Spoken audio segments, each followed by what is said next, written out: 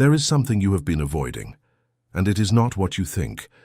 It is not the memory of someone who left, not the weight of a decision you keep postponing, not even the quiet dread that visits you at 3 in the morning when the distractions finally stop working. What you have been avoiding is far more dangerous than any of those things. It is the recognition that nothing in your psychological life has ever been random. Not the person who destroyed your sense of trust. Not the pattern you keep repeating with different faces. Not even the fact that you are here right now, watching this instead of doing something else. You found this because something inside you, something older than your conscious mind, something that operates beneath your reasoning, beneath your logic, beneath the carefully constructed narrative you tell yourself every morning, has been trying to reach you. And it has been trying for a very long time. I spent decades studying what I came to call synchronicity, the phenomenon by which events that have no causal connection nonetheless carry profound psychological meaning for the individual who experiences them. But most people misunderstand this concept entirely. They turn it into magical thinking. They reduce it to fortune cookie spirituality. The universe is sending me signs, as if the cosmos were a delivery service for personal wishes. That is not what synchronicity is. Synchronicity is the collision between your inner world and the outer world, at a moment when your psyche is ready to see something it has been hiding from itself. It is not comfort. It is confrontation. And the fact that you are here, that these words are reaching you at this specific point in your life, should not make you feel special. It should make you deeply uncomfortable. Because it means your unconscious has run out of patience with your evasions, and it is now using everything at its disposal, including this moment, to drag you toward a truth you have been refusing to face. You want to believe in coincidence, because coincidence is safe. If everything is random, then nothing demands anything from you. If the person who broke you was just bad luck, you do not have to examine why you chose them. If the emptiness you feel is just a phase, you do not have to confront the fact that you have been building your entire life on a foundation that was never yours. Coincidence lets you sleep. It lets you keep scrolling, keep consuming, keep performing the version of yourself that everyone finds acceptable. But I am telling you now, and I do not say this to comfort you, there is a part of your mind that does not believe in coincidence, that has never believed in it. It is the part that makes you pause on a sentence that strikes too close to home. It is the part that remembers a dream for days without knowing why. It is the part that felt something shift inside you the moment you read the title of this video. That part is not irrational. It is not naive. It is the deepest intelligence you possess, the self, the totality of your psyche, which sees what your ego refuses to see and knows what your conscious mind is not ready to accept. And right now it is speaking, not through mystical signs in the sky, not through the alignment of planets. It is speaking through the raw, undeniable fact that something inside you recognized this moment as necessary. The question is not whether the universe brought you here. The question is whether you have the psychological courage to understand why you needed to arrive. Because what follows is not inspiration, it is not motivation, it is a mirror. And what you see in it will depend entirely on how much of yourself you are willing to face. Everything that has led you to this point, every relationship that drained you, every silence that haunted you, every version of yourself that you abandoned to be loved, has been preparing you for a confrontation that most people spend their entire lives avoiding. And that confrontation begins now. 1. Nothing in your psyche is accidental. There is a lie you have been living with for so long that it no longer feels like a lie. It feels like common sense. It feels like the rational, mature, reasonable way to see the world. And the lie is this, that the events of your inner life are random, that the person who devastated you was simply the wrong person at the wrong time, that the pattern you keep falling into is just bad luck or poor judgment, that the feelings that rise in you without explanation, the sudden sadness in the middle of an ordinary afternoon, the inexplicable attraction to someone who will clearly hurt you, the rage that erupts over something trivial, are glitches, misfires, noise without signal. I spent the better part of my career dismantling this assumption, and I can tell you with absolute certainty that it is not merely wrong, it is psychologically dangerous. Because the moment you treat your inner life as random, You give yourself permission to never understand it. And a psyche that is not understood does not remain neutral. It becomes hostile. It turns against you with a precision that no external enemy could ever match. The unconscious mind is not a passive reservoir of forgotten memories and repressed impulses. That is the simplified version, the textbook reduction that makes it manageable for academic consumption. The unconscious is an active, autonomous intelligence. It perceives, it organizes, it selects, it decides, and most importantly, it acts, not through your conscious will, but through the very events, emotions, and encounters that you dismiss as coincidental. When you find yourself drawn to the same type of person for the third or fourth time, the one who withholds affection, the one who keeps you in a state of perpetual uncertainty, the one who makes you feel simultaneously essential and disposable, that is not an accident. That is the unconscious presenting you with unfinished psychological material. It is placing in front of you, in living form, the exact wound you have refused to examine. And it will continue to do so relentlessly until you stop blaming the external world and start looking at the internal architecture that keeps constructing these situations. This is what most people cannot accept. They want the problem to be out there, in the other person, in the circumstances, in the timing. Because if the problem is out there, the solution is simple. Leave, block, move on. Find someone better, change your environment. But the unconscious does not operate on the logic of escape. It operates on the logic of completion. It does not want you to find a better situation. It wants you to understand why you created this one. And until you do, every new situation will carry the fingerprint of the old one. Different name, different face, same psychological structure, same emotional devastation, same bewildered feeling of how did I end up here again. I observed this pattern thousands of times in my clinical work, and it never ceased to astonish me. Not the pattern itself, but the ferocity with which people resisted seeing it. A woman would come to me after her third relationship with a narcissistic man, and she would describe each one as if it were a completely separate event, unconnected to the others, as if she had simply been unlucky 3 times in succession. She could not see, or rather she would not see, that something inside her was selecting these men with extraordinary precision, not consciously, not deliberately, but with a logic that was entirely coherent from the perspective of the unconscious. Her psyche was not betraying her, it was trying to heal her. It was placing her again and again in the exact emotional configuration of her original wound, the absent father, the conditional love, the sense that affection must be earned through suffering, because the unconscious does not heal through avoidance, it heals through re-encounter, through forcing you to face in adult form what you could not process as a child. This is the principle that most people find unbearable, that the unconscious is purposeful, that it has intention, that the chaos of your emotional life is not chaos at all, but a highly organized system working toward a goal that your conscious mind has not yet grasped. When you feel an overwhelming pull toward someone who is clearly wrong for you, that pull is not stupidity. It is not weakness, it is the gravitational force of unresolved psychic material seeking expression. The unconscious does not care about your comfort. It does not care about your plans. It does not care about the version of yourself you present on social media. It cares about one thing only: integration. The reunion of the fragments of your psyche that have been split off, denied, repressed, or projected onto others.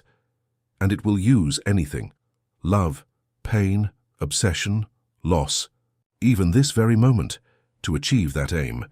Consider what happens when you experience what people casually call a gut feeling. You meet someone and something in you recoils, not for any rational reason, not because of anything they said or did, but because some deep pre-verbal intelligence recognized something your conscious mind missed entirely. Or the reverse. You feel inexplicably drawn to someone, magnetized, as if you have known them before, as if something ancient in you recognizes something ancient in them. These are not fantasies. These are not projections of romantic idealism. These are the unconscious's method of communication. It does not speak in language. It speaks in feeling, in image, in the sudden certainty that arises from nowhere and refuses to be argued away. And when you dismiss these communications, when you override them with rational explanations, when you tell yourself you are being ridiculous, when you ignore the signal because it does not fit your conscious agenda, you are not being sensible. You are severing the only connection you have to the deepest truth of your own psychology. The Western mind has been trained to worship causality, the idea that every effect must have a visible, measurable, linear cause. And within the domain of physical science, this principle serves magnificently. But the psyche does not obey the laws of physics, it obeys the laws of meaning. Two events can be connected not by cause, but by significance, not because one produced the other, but because both emerged from the same underlying psychic constellation. This is what I meant by synchronicity, and it is far more radical than most people realize. It is not the claim that the universe is watching you. It is the claim that the boundary between your inner world and the outer world is far more permeable than you have been taught to believe. That the psyche does not end at the border of your skull. That the patterns inside you have a way of manifesting outside you, in the people you attract, the situations you create, the accidents that keep happening with suspicious regularity. Think of the last time something happened to you that felt too perfectly timed to be coincidence. A conversation you overheard that addressed exactly what you had been struggling with in silence. A book that fell into your hands at the precise moment you needed its message. A person who appeared in your life and triggered something you had buried so deep you had forgotten it existed. The rational mind will tell you this was chance, probability playing its hand across the billions of events that occur every day. And perhaps it was. But that explanation, however logically satisfying, misses the essential point. The point is not whether the event was caused by some invisible force. The point is that your psyche selected it. Out of the thousands of conversations you could have overheard, your unconscious attention locked onto that one. Out of the millions of people you could have met, your psyche magnetized toward that one. The significance was not in the event. It was in you, in the readiness of your unconscious to receive what it had been seeking. This is what separates depth psychology from every superficial system of self-improvement. The self-help industry tells you to set intentions, visualize outcomes, attract what you want. It treats the psyche as a vending machine. Insert the right thought, receive the right result. But the unconscious is not a servant. It is not waiting for your instructions. It has its own agenda, and that agenda is not your happiness. It is your wholeness. And wholeness, I must warn you, is not the same as happiness. Wholeness includes the parts of you that you have rejected, the rage you are afraid of, the grief you have never fully felt, the desires you consider shameful, the version of yourself that you buried because it was not acceptable to your parents, your culture, your carefully maintained self-image.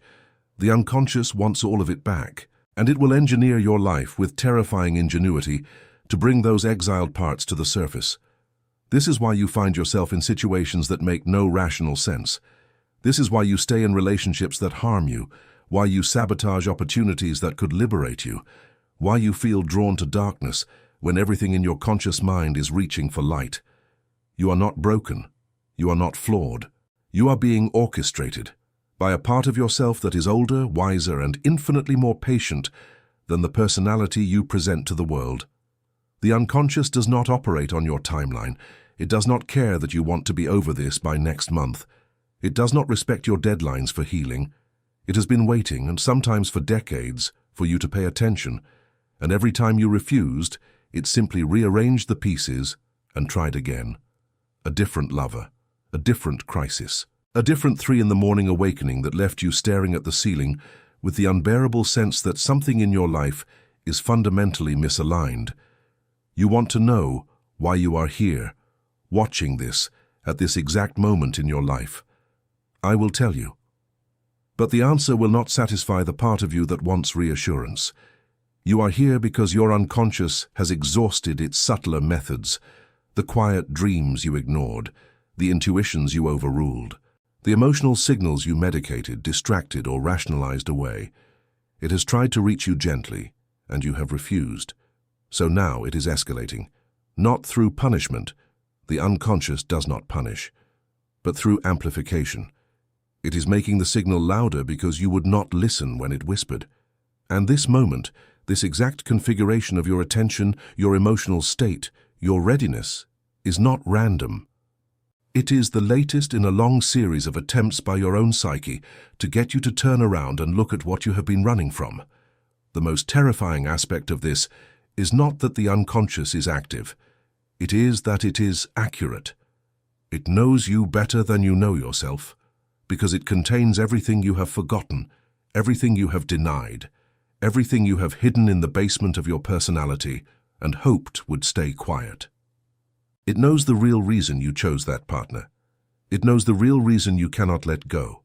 It knows the real reason you feel empty, even when your life looks full.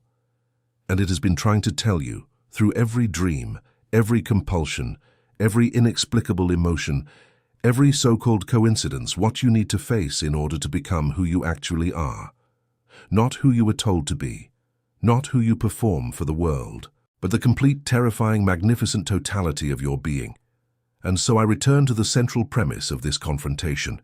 Nothing in your psyche is accidental, not the pain, not the longing, not the obsession, not the encounter that shattered you, not this moment. Everything is material, everything is signal. The question has never been whether your unconscious is speaking to you. It has always been speaking. The question is whether you will finally stop running long enough to hear what it has to say. Because what it has to say will not make you comfortable. It will not confirm the story you have been telling yourself. It will dismantle that story, piece by piece, until only the truth remains. And the truth, your truth, the one that lives beneath every mask and every justification and every carefully rehearsed explanation, is the only thing that can set you free. But freedom, as you are about to discover, is not what you imagined it to be. 2. The wound that chose you before you could choose yourself. You did not choose your wound. That is the first thing you must understand, and it is the thing your ego will resist most violently. Because the ego needs to believe in agency. It needs to believe that you are the author of your own story, that your decisions are sovereign, that your life is a product of your choices. But the wound that defines your emotional architecture was installed before you had language, before you had logic, before you had any capacity to consent or refuse. It was placed inside you by the people who were supposed to protect you, and it was placed there not through malice in most cases, but through their own unexamined suffering. Your mother's anxiety became your hypervigilance. Your father's emotional absence became your desperate need for validation. The tension between them became the template for every relationship you would ever enter. And none of this was discussed. None of this was negotiated. It simply happened, silently, invisibly, in the years when your psyche was still wet clay, taking the shape of whatever hands touched it. I want you to consider something that most psychological frameworks refuse to say plainly. The wound is not damage, it is structure. It is not something that happened to an otherwise intact self. It is the very scaffolding upon which your self was built. This is why healing is so difficult, and why so many people spend years in therapy making what feels like no progress. They are trying to remove the wound as if it were a splinter, something foreign, something that does not belong. But the wound is not foreign. It is foundational. It is woven into the way you perceive love, the way you interpret silence, the way you respond to conflict, the way you define your own worth.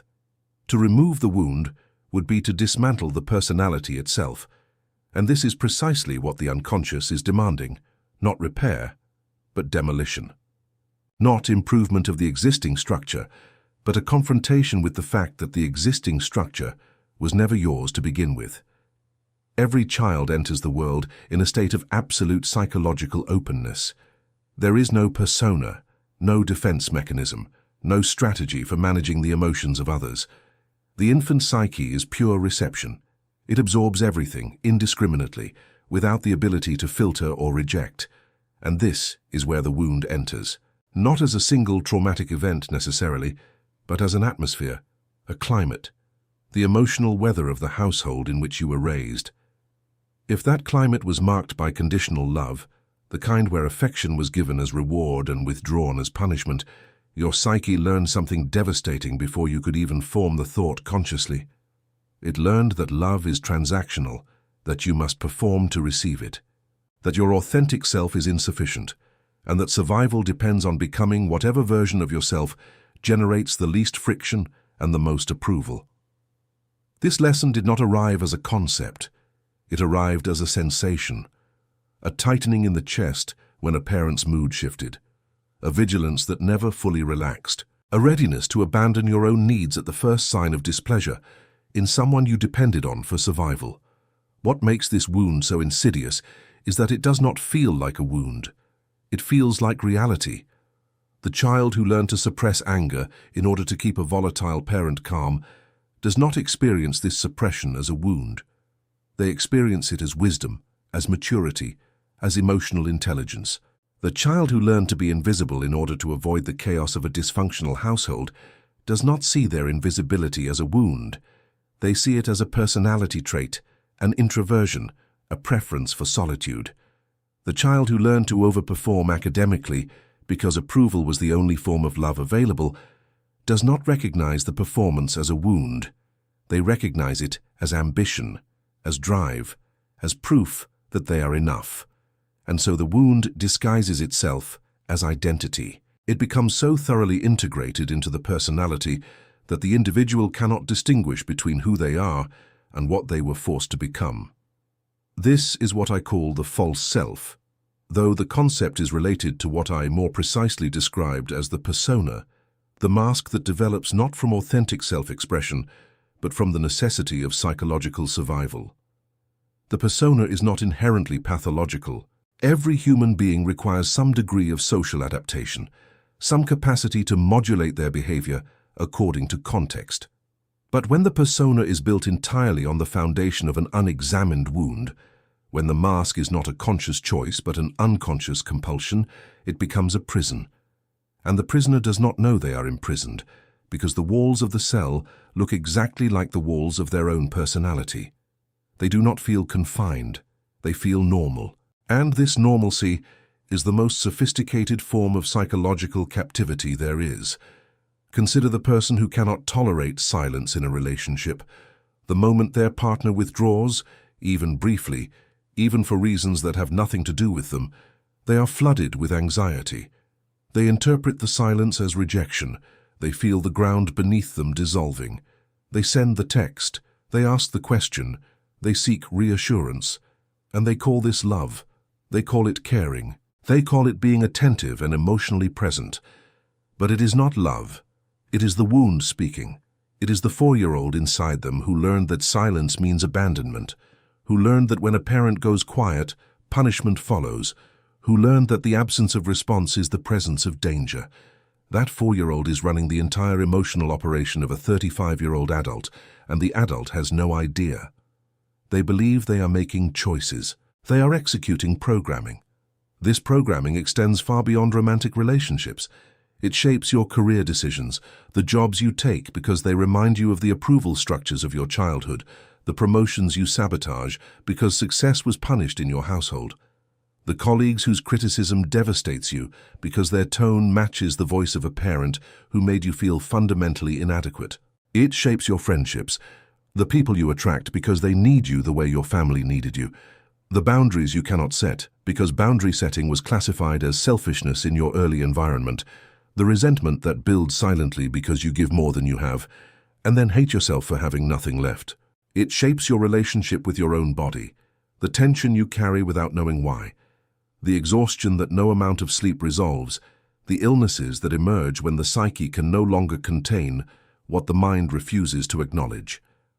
I want to be very specific about what is happening neurologically and psychologically when the wound is activated, because this is not metaphor. When you encounter a situation that mirrors your original wounding, when a partner withdraws and your childhood template for abandonment is triggered, your nervous system does not respond to the present moment.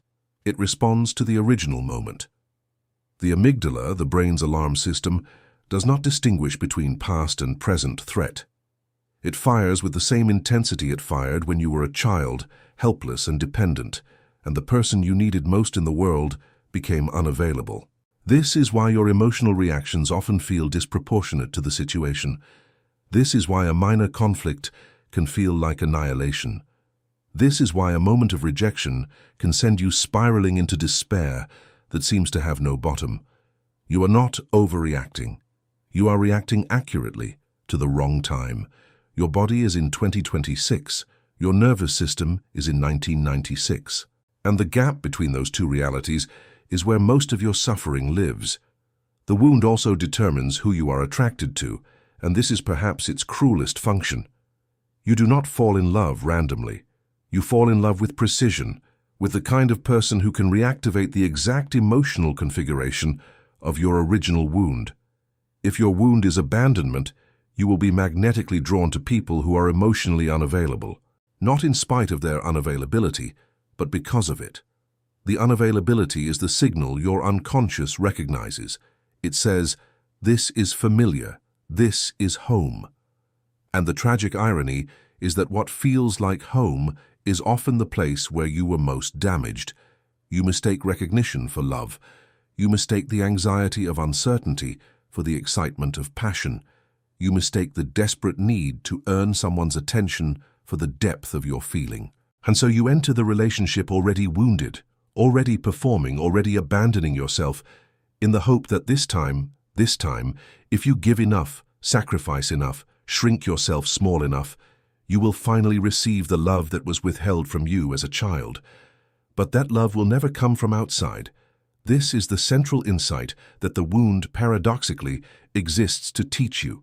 The unconscious did not engineer your attraction to emotionally unavailable people because it is sadistic. It engineered it because it needs you to see the pattern. It needs you to feel the full weight of the repetition so that, eventually, the pain becomes unbearable enough to force a different question. Not why does this keep happening to me, but what inside me keeps creating this. That shift, from external blame to internal examination, is the hinge upon which the entire process of individuation turns, and it cannot be forced. It cannot be taught in a seminar or summarized in an affirmation. It can only be arrived at through suffering, through the accumulated evidence of a pattern so consistent, so relentless, so perfectly designed to produce the same result that denial becomes more exhausting than truth. I have watched people resist this realization for decades.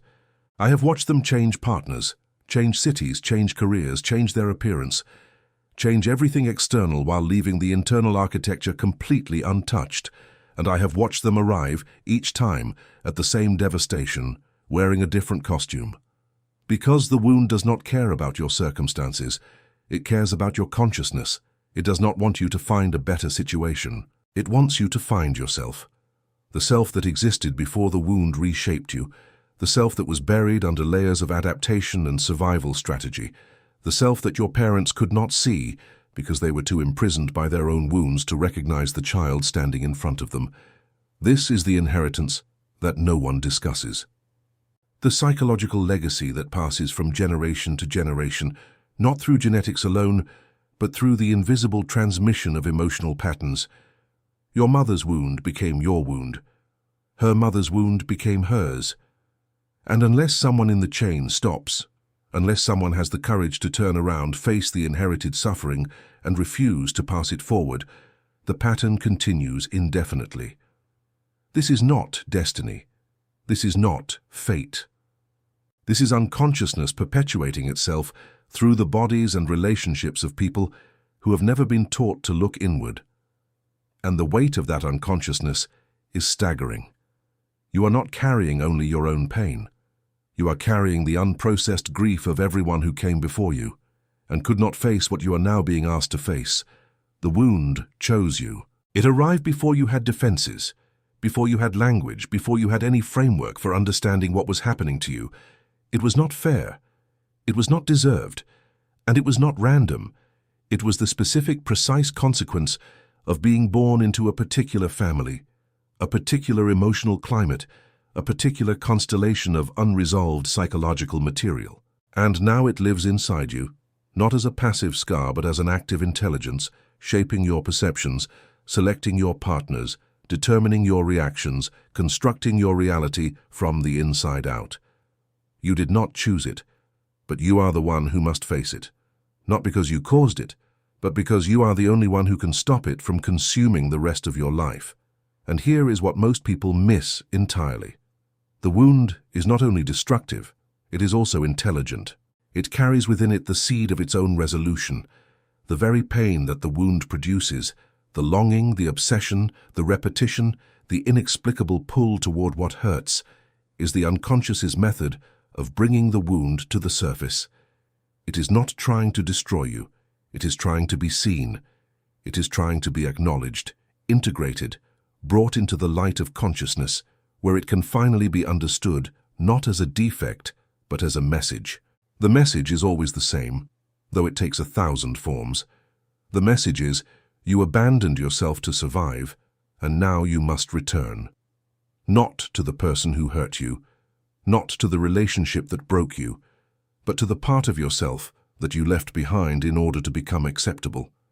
That part is still alive, it is still waiting, and until you go back for it, no amount of external achievement, romantic love, or spiritual practice will fill the emptiness it left behind. This is the confrontation that most people will avoid for their entire lives. They will read about it. They will nod in recognition. They will feel the resonance of these words in their chest and then close the screen and return to the same patterns, the same relationships, the same unconscious repetitions. And the wound will wait. It has infinite patience. It has been waiting since you were a child, and it will wait until you are old, and if you never turn to face it, it will pass itself, intact, unexamined, fully operational, to your children, who will carry it without knowing where it came from, who will suffer without understanding why, who will build their own false selves on the same fractured foundation and call it life. The wound chose you before you could choose yourself, but you can choose now. The question is whether you will, and that question, I warn you, is not rhetorical. It is the most consequential decision of your psychological existence. 3. The people you attract are not coincidences. They are mirrors. You believe you choose the people in your life. You believe that attraction is a matter of chemistry, that friendship is a matter of compatibility, that the relationships you enter and the relationships you leave are products of your conscious preferences. This is one of the most seductive illusions the ego maintains, the illusion of relational autonomy. But I will tell you what I observed across decades of clinical work, across thousands of hours spent in the intimate company of human suffering, and it will disturb you. You do not choose the people in your life, your unconscious selects them. It selects them with a precision that would terrify you if you fully understood the mechanism. Every person who has ever moved you deeply, every lover who consumed your thoughts, every friend whose betrayal devastated you, every stranger whose words altered the course of your inner life, arrived not by chance, but by psychological necessity. They were summoned, not by fate in the mystical sense, but by the gravitational pull of your own unresolved material. They appeared because something inside you needed a mirror, and they were the exact shape and surface required to reflect what you could not see on your own. This is the function of relationship that modern psychology almost entirely ignores, and that popular culture has perverted beyond recognition. We are taught that relationships exist for happiness, for companionship, for the fulfillment of emotional needs.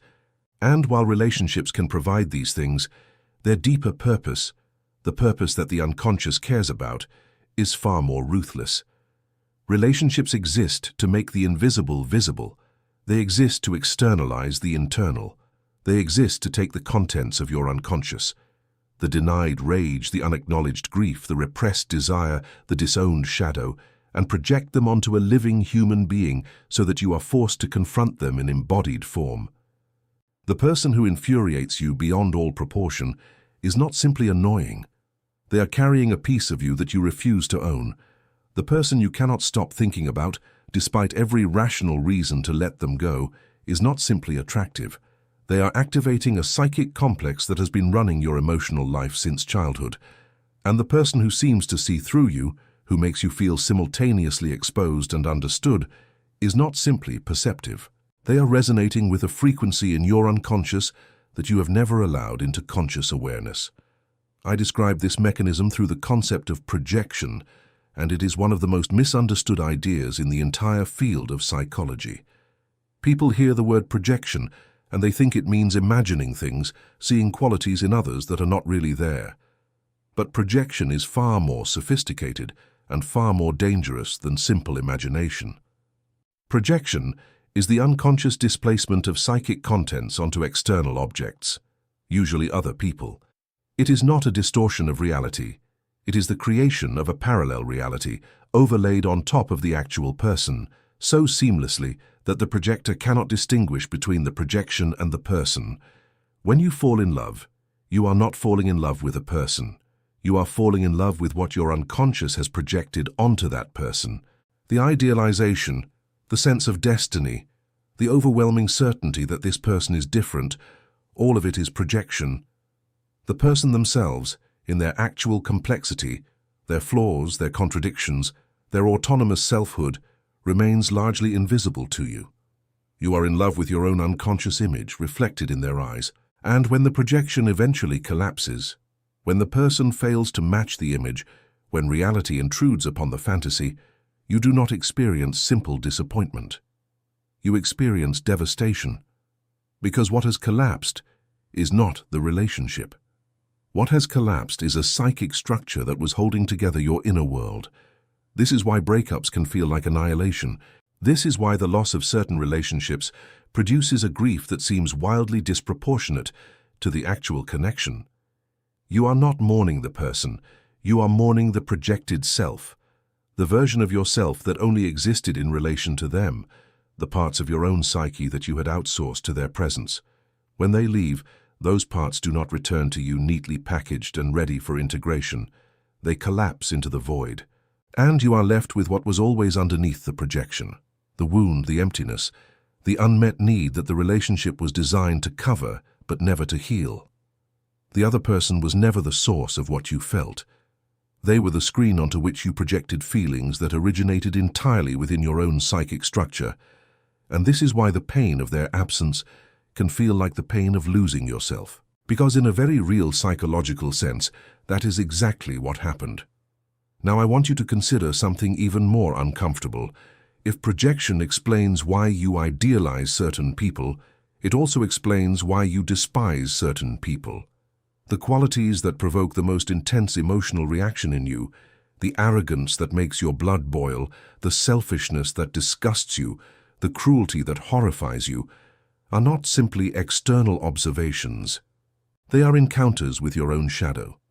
The shadow, as I defined it, is the totality of the personality that the conscious ego refuses to acknowledge, the qualities that were deemed unacceptable during the formation of the persona, the traits that were punished, shamed, or simply never given permission to exist. These qualities do not disappear when they are rejected. They are driven underground into the unconscious, where they accumulate energy and seek expression through any available channel. And the most common channel is projection. You see your own denied rage in someone else's aggression. You see your own suppressed ambition in someone else's greed. You see your own unacknowledged sexuality in someone else's behavior and condemn it with a ferocity that reveals far more about you than about them. This is why I stated, and I meant it with complete psychological seriousness, that everything that irritates us about others can lead us to an understanding of ourselves. This was not a gentle invitation to self-reflection. It was a diagnosis. When someone triggers a disproportionate emotional response in you, when their behavior produces not mere annoyance, but visceral, consuming, irrational intensity, you are not witnessing their psychology. You are witnessing your own.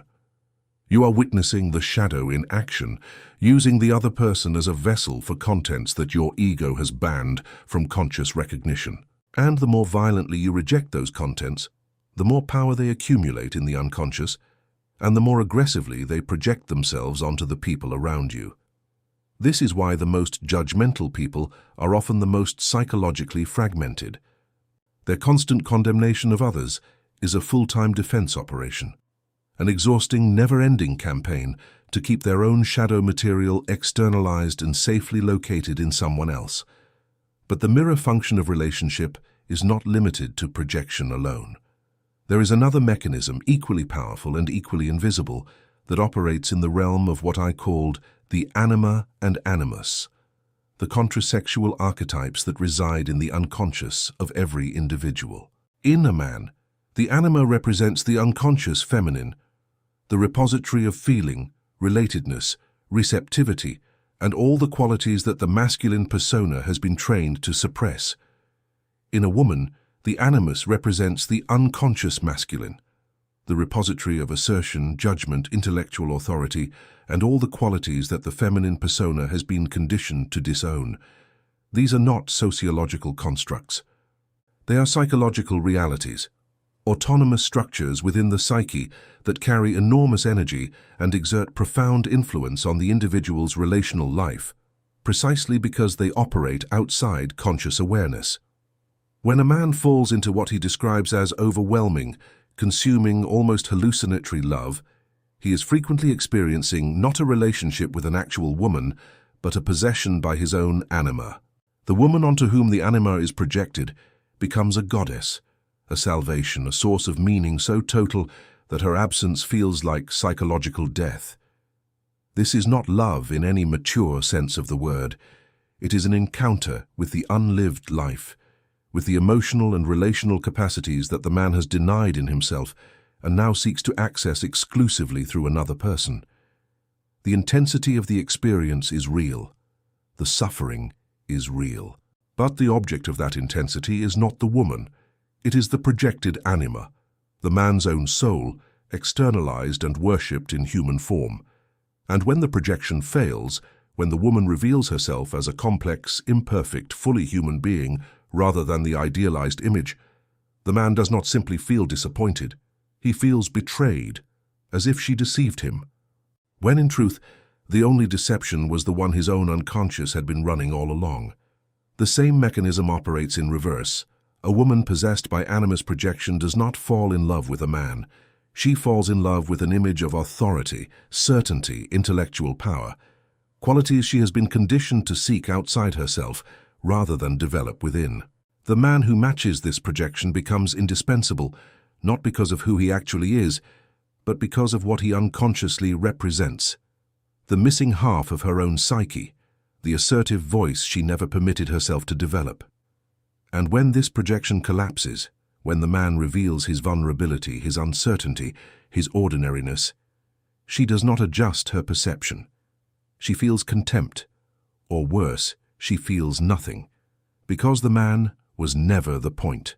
The projected animus was the point, and once the projection dissolves, the actual human being standing in its place seems inadequate, disappointing, not what she signed up for. This is the hidden tragedy of most romantic relationships. Two people meet. Each projects their unconscious material onto the other. They call this projection love. They build a life around it. And then, inevitably, the projections begin to crack, because no human being can permanently sustain the weight of another person's unlived psychological life. The cracks produce conflict. The conflict produces the feeling that something has gone wrong, that the relationship has changed, that the other person has changed, that the magic is gone. But nothing has changed except the sustainability of the illusion. What has actually happened is that reality has intruded upon fantasy, and neither person knows how to relate to reality, because they never learned to relate to the actual human being in front of them, only to the image they had projected onto that human being. This is why so many relationships end not with a dramatic betrayal, but with a slow, bewildering erosion of feeling, a gradual sense that the person you are living with is a stranger. They are not a stranger. They are the same person they always were. You simply never saw them.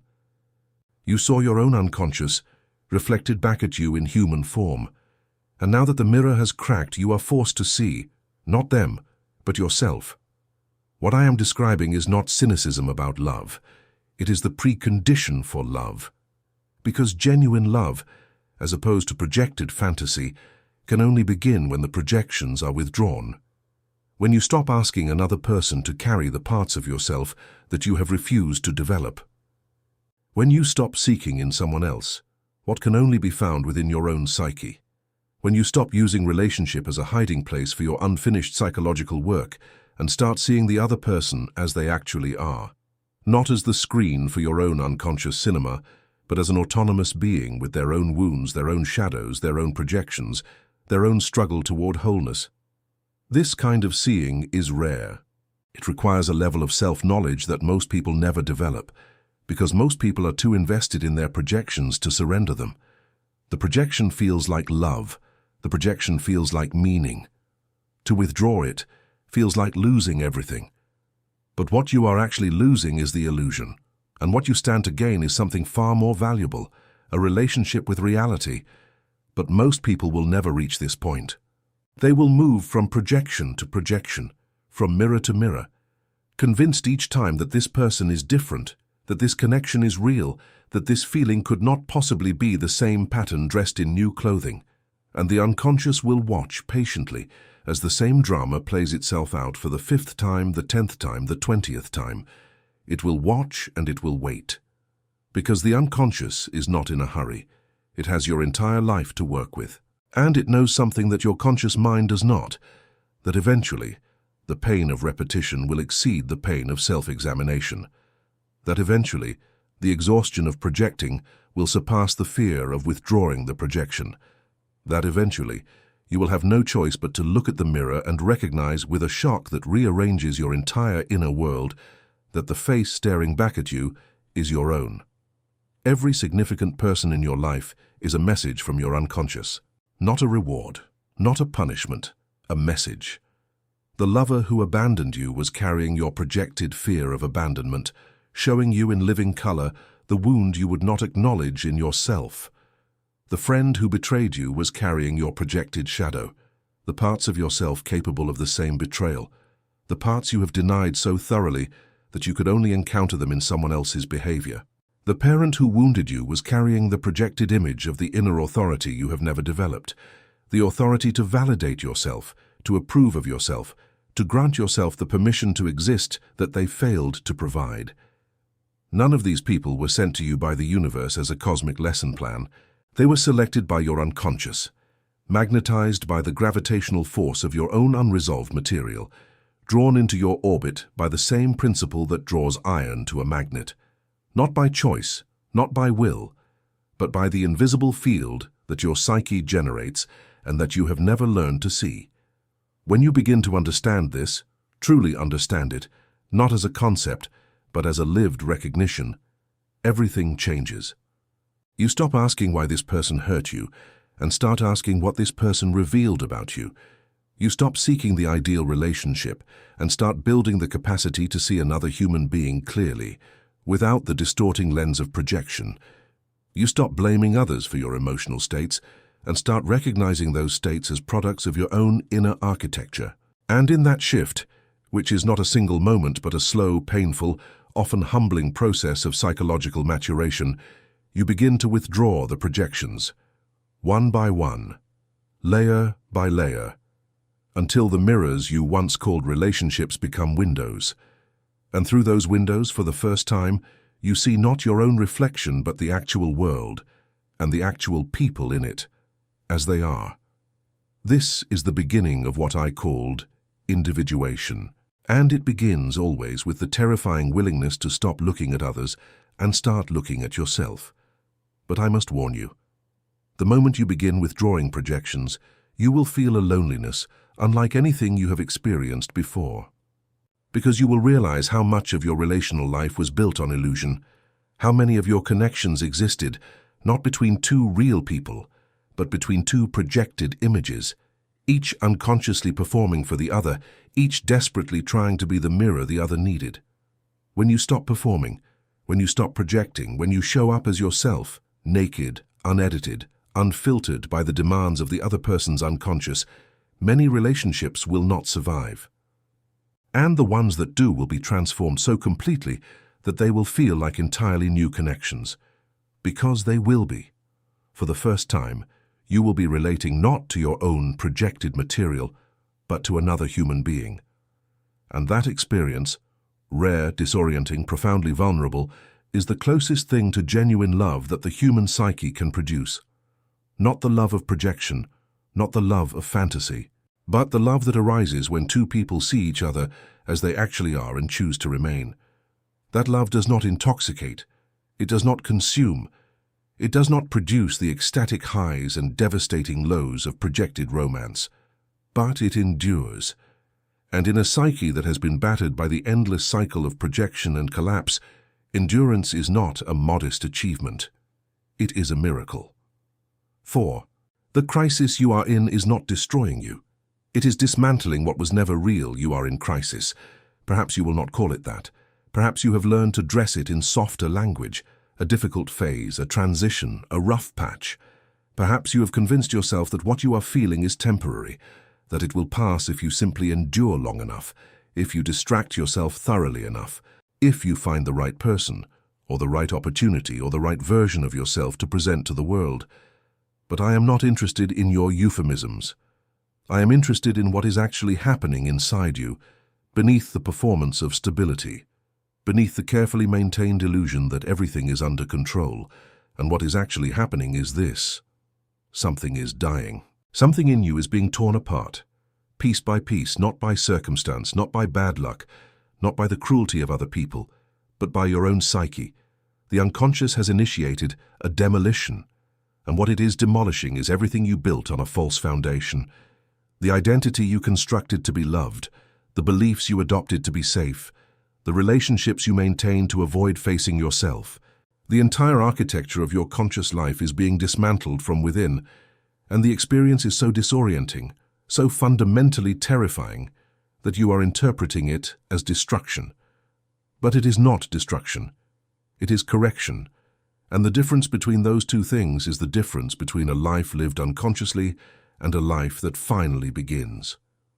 Most people experience crisis as something that happens to them, an external assault on an otherwise functional existence. They lose a relationship and believe the crisis is the loss. They lose a job and believe the crisis is the unemployment. They encounter a betrayal and believe the crisis is the betrayal.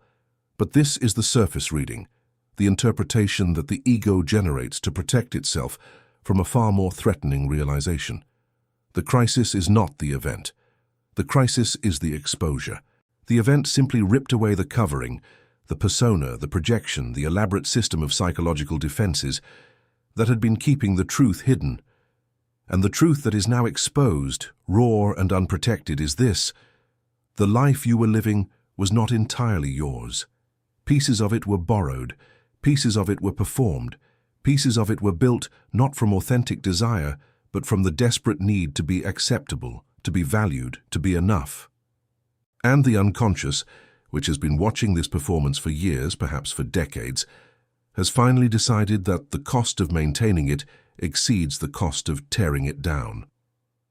I encountered this pattern with such regularity in my clinical work that I came to regard it as one of the most reliable indicators of psychological development, the eruption of crisis at precisely the moment when the individual's false structures have reached their maximum unsustainability. It is not random. It is not punishment. It is timing. The unconscious does not strike arbitrarily. It waits. It accumulates evidence. It registers every compromise you made that violated your authentic nature, every relationship you stayed in past the point of genuine connection, every version of yourself you performed because the real version felt too dangerous to reveal. And when the accumulated weight of these compromises reaches a critical threshold, when the gap between who you are and who you have been pretending to be becomes so wide that the psyche can no longer bridge it without fracturing, the crisis arrives, not as an accident, as an inevitability. The only thing accidental about your crisis is the specific form it took. The collapse itself was as predetermined as the falling of a structure built without adequate support. The only question was when, not whether. This is why crises so often cluster around transitional periods, the end of a long relationship, the middle of life, the death of a parent, the loss of a career that had become synonymous with identity. These are not merely difficult life events. They are moments when the structures that sustained the false self lose their external support. The relationship that allowed you to avoid yourself is gone. The career that gave you a ready-made identity has ended. The parent whose approval anchored your sense of worth has died. And suddenly, you are standing in an open field with nothing between you and the vast, terrifying question that the structures existed to suppress. Who are you actually when you are not performing for anyone? This question does not arrive politely. It arrives as panic, as depression, as the sudden, inexplicable feeling that nothing in your life makes sense, that everything you believed in was hollow, that you have been sleepwalking through your own existence and have just woken up in a place you do not recognize. I gave a name to this experience when it occurs in the middle of life, though the dynamic is not limited to any particular age. I spoke of the process by which the strategies that served the first half of life, the building of career, family, social identity, material security, become insufficient for the second half, which demands meaning, depth, authenticity, and a reckoning with everything that was sacrificed in the service of external achievement. But this pattern operates at every stage of development. Whenever the psyche outgrows the container that was built to hold it, crisis erupts, the container cracks, the contents spill, and the individual is left holding the shattered pieces of a self-concept that until moments ago felt as solid and permanent as stone. The disorientation is total, because it is not merely the external circumstances that have changed. It is the internal framework through which those circumstances were interpreted. The map you used to navigate your life has been revealed as inaccurate, and you are now standing in territory that the old map never described. What makes this experience so unbearable for most people is not the pain itself. Human beings have an extraordinary capacity for enduring pain, but the loss of meaning. As long as suffering has meaning, it can be tolerated. The athlete endures agony because they understand its purpose. The parent endures sleepless years because they believe in the value of what they are building. But when a crisis strips away the framework that gave your suffering meaning, when you can no longer say, "I am suffering for this reason, in service of this goal, in pursuit of this identity," the pain becomes existential. It becomes the specific, sickening vertigo of realizing that the story you told yourself about your own life may have been fiction. Not a lie, exactly. Fiction, a narrative constructed by the ego to create coherence out of what was, in truth, a series of unconscious responses to unexamined wounds. And now that narrative has collapsed, and you do not know who you are without it. This is the threshold that I described as the essential passage of individuation, the death of the old self, and the agonizing, uncertain period before the new self emerges. It is not a metaphorical death. It is experienced by the psyche as an actual death. The ego, which has spent its entire existence constructing and defending a particular self-image, feels itself dissolving. Its strategies no longer work. Its defenses have been breached. Its certainties have been revealed as constructions. And in this dissolution, the ego does what any threatened organism does. It panics. It grasps for anything familiar. It tries to rebuild the old structures, to re-enter the old relationships, to reassume the old identity, even when these things are precisely what was killing it. The pull toward regression is enormous. The temptation to go back to sleep, to reassemble the mask, to re-enter the performance, to pretend that the crisis was just a bad dream, is almost irresistible. And many people succumb. They reconstruct a slightly modified version of the false self. They call it growth, and they continue living as before, with a thin layer of crisis-induced wisdom covering the same unexamined foundation. But the unconscious is not fooled. It knows the difference between genuine transformation and cosmetic renovation, and it will send another crisis, louder, more devastating, more impossible to ignore. But for those who do not retreat, for those who find themselves unable to return to the old structures because the structures have been too thoroughly demolished, or because something in them, some exhausted, stubborn, barely surviving instinct toward truth, refuses to rebuild on the same rotten ground, something extraordinary begins to happen. The dissolution that felt like annihilation begins to feel like space. Where there was once a rigid, constricted identity, there is now an opening. Where there was once a compulsive need to be someone specific, the good partner, the successful professional, the reliable friend, the perfect child, there is now a terrifying but authentic question. What if I do not have to be any of those things? What if who I actually am is something I have never allowed myself to discover? This question is the first authentic moment of the individual's psychological life. Everything before it was preparation. Everything after it is the real work. The real work is not what the self-help industry describes. It is not a series of positive affirmations pasted over unexamined wounds. It is not the replacement of one set of beliefs with another, more optimistic set. It is not the construction of a new, improved version of the same false self. The real work is descent.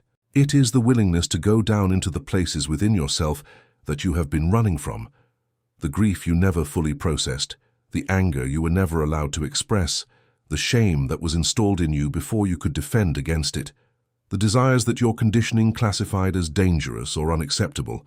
The real work is not upward, it is inward. It is not transcendence, it is integration. And integration requires that you stop separating yourself into acceptable and unacceptable parts, and start recognizing the totality of your nature, including the parts that terrify you, disgust you, and contradict every image you have ever presented to the world. I spoke often of the confrontation with the shadow, the disowned aspects of the personality that have been repressed into the unconscious, and I meant something very specific by this confrontation. I did not mean intellectual acknowledgement. I did not mean the comfortable arm's-length recognition that, yes, I suppose I have a dark side. I meant a face-to-face encounter with everything in yourself that you have spent your life denying. Your capacity for cruelty, your capacity for manipulation, your capacity for betrayal, your selfishness, your cowardice, your envy, your lust for power. These are not aberrations. These are not signs of moral failure. They are the natural, inevitable contents of a human unconscious, and they exist in you as surely as they exist in every person who has ever lived. The crisis you are in has torn open the container that was keeping these contents sealed away. And now they are visible, perhaps for the first time, not in someone else, not projected onto a convenient target, but in you. And the question that determines the entire trajectory of your psychological future is this: will you face them, or will you seal them back up and pretend you never saw them? Most people, when the shadow material surfaces during crisis, make a catastrophic error. They judge it, they condemn it. They treat the emergence of their own darkness as evidence that they are fundamentally broken, morally corrupt, unworthy of love or respect. And this judgment, this reflexive moral condemnation of the shadow, is the single greatest obstacle to psychological integration. Because the shadow does not need to be defeated, it needs to be understood. It does not need to be destroyed, it needs to be integrated. The rage that terrifies you carries information about boundaries you have never been permitted to set. The selfishness that shames you carries information about needs you have never been permitted to meet. The desires that disgust you carry information about aspects of your nature that were criminalized by your conditioning, but that are, in themselves, neither good nor evil. They are simply human. And until they are acknowledged, accepted, and consciously integrated into the totality of your personality, they will continue to operate from the shadows, distorting your relationships, sabotaging your decisions, and erupting in moments of crisis with a force that seems to come from nowhere but in fact comes from the deepest layers of your own being. The crisis, then, is not a catastrophe. It is a surgery. The unconscious is not attacking you. It is removing a tumor, the tumor of the false self which has been growing inside your psyche for years, fed by every compromise, every suppressed truth, every performance of a self that was not yours. The pain is real. The disorientation is real. The loss of relationships, of identity, of certainty is real. But what is being lost was never genuinely possessed. You cannot lose what was never yours. You can only lose the illusion that it was yours. And when that illusion falls away, when the persona cracks, when the projections collapse, when the carefully constructed narrative of your life is revealed as a story you were telling yourself to avoid the real story, what remains is not emptiness. What remains is potential. Raw, unformed, terrifying potential. The potential to become for the first time something you have never been, yourself. But I must be honest with you, because honesty is the only currency that has value in this work. The space between the dissolution of the false self and the emergence of the authentic self is not a beautiful, luminous passage. It is a void. It is a psychological wilderness where the old maps no longer function and the new maps have not yet been drawn. In this space, you will feel more lost than you have ever felt. You will doubt everything, your perceptions, your decisions, your worth, your sanity. You will be tempted to fill the void with anything, a new relationship, a new ideology, a new addiction, a new identity pulled off the shelf because the emptiness is unbearable. And some of these temptations will be disguised as wisdom. They will wear the costume of spiritual enlightenment, of self-improvement, of positive transformation. But if they are being used to avoid the void, rather than to inhabit it, they are simply new versions of the old escape. The void must be lived in, it must be endured, it must be allowed to do its work, which is the slow, painful, alchemical process of transforming the raw material of your unlived life into something genuine. I used the language of alchemy deliberately throughout my work, because the psychological process I am describing is functionally identical to the alchemical opus, the great work of transformation that the medieval alchemists pursued, not as literal chemistry, but as a metaphor for the transformation of the soul. The prima materia, the base, crude, undifferentiated material that the alchemist seeks to transform into gold, is the psyche in its unexamined state. The crisis is the fire. The dissolution is the solve, the breaking down of old structures into their constituent elements, and the gold that eventually emerges, if the process is endured, if the fire is not extinguished prematurely, if the individual does not flee back into the comfort of the old false structures, is the self, not the ego, not the persona, not the socially constructed identity. The self, the totality of the psyche, conscious and unconscious, shadow and light, masculine and feminine, individual and universal, integrated into a wholeness that does not deny any of its parts. This is what your crisis is building toward, even though it feels like it is building toward nothing. Even though every day feels like a slow, meaningless erosion of everything you once believed. Even though the people around you, the ones still operating from their own false selves, look at you with concern or pity or judgment and tell you that you need to get back on track, that you need to pull yourself together, that you need to be who you used to be. They say this because your transformation threatens their stability. Your crisis holds up a mirror to their own unlived truth, and they would rather you go back to sleep than continue waking up, because your wakefulness forces them to confront their own unconsciousness. Do not listen to them, not because they are wrong about everything, but because they are wrong about this. What they call falling apart is, from the perspective of the unconscious, coming together. What they call losing yourself is, from the perspective of the self, finding yourself. And what they call crisis is, from the perspective of everything that matters in the depths of your psyche, the most important event of your life. The crisis you are in did not arrive to punish you. It arrived because the life you were living was too small for the being you are becoming. The container cracked because the contents outgrew it. The pain you feel is not the pain of destruction, it is the pain of expansion. And expansion, unlike the gentle growth promised by the architects of comfortable spirituality, does not happen smoothly. It happens violently. It happens through rupture. It happens through the unbearable pressure of a psyche that refuses to remain compressed within a structure that was built to serve the expectations of others rather than the truth of the self. You are being broken open, not broken down. And the difference between those two experiences is the difference between a seed that rots in the dark and a seed that splits its shell to become something it could never have become while remaining enclosed. You are the seed. The crisis is the splitting. And what emerges, if you have the courage to endure the dark, to stay in the soil, to resist the urge to reassemble the shell, will be something you cannot yet imagine. Not because it is distant, but because it is you, the real you, the one that has been waiting beneath every mask, behind every performance, underneath every false self you ever constructed. It has been waiting for this exact moment, and this exact moment, I promise you, is not an accident. 5. Your ego is not protecting you, it is keeping you imprisoned. There is a part of you that has been working tirelessly every moment of every day to prevent exactly what is trying to happen to you right now. It has been working against your own transformation, with a dedication that would be admirable if it were not so devastating. It has sabotaged your insights. It has rationalized your patterns. It has taken every moment of genuine self-recognition, every flash of painful truth, every glimpse beneath the surface of your own psychology, and neutralized it, repackaged it, made it safe, turned it into an idea you can agree with intellectually, without ever allowing it to penetrate the operational center of your being. This part of you has a name.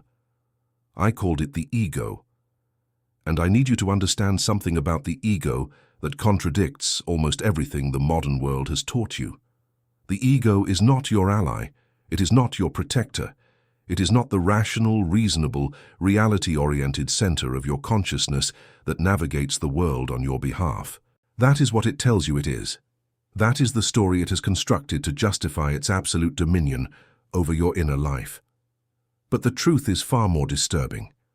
The ego is a warden, and the prison it maintains is built not of external constraints, but of internal ones.